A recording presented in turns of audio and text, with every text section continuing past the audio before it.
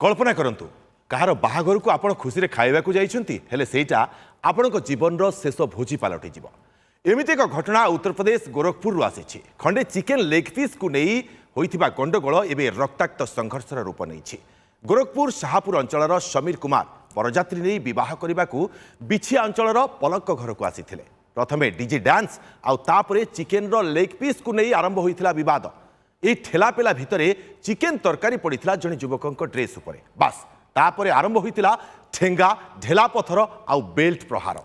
सामान्य जुक्तितर्क आरंभ होता लड़ई में सुमित कुमार नामक जड़े बरजात्री मृत्यु होती जहाँकर निजर बाहागर मात्र 3 मास तले होता